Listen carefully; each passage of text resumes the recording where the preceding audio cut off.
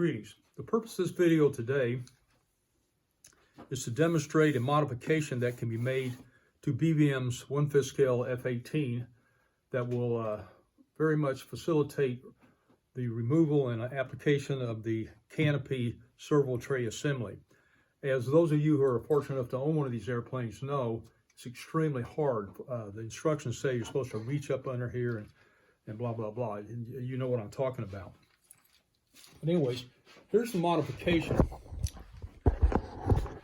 As you can see, formally the fiberglass comes all the way across like this, and there's a wooden beam underneath it. And I removed that, and then I made some additional cuts here. You'll have to look at your own model to see exactly what I did. I don't remember exactly.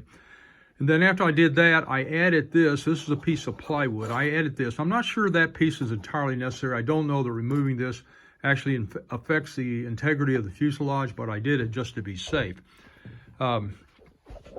Here's my canopy.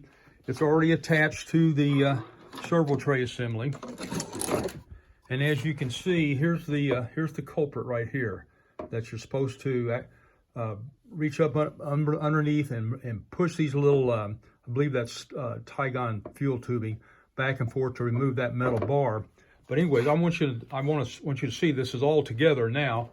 And let me move the camera around. I'll show you how much easier it is to put in with this modification that I made.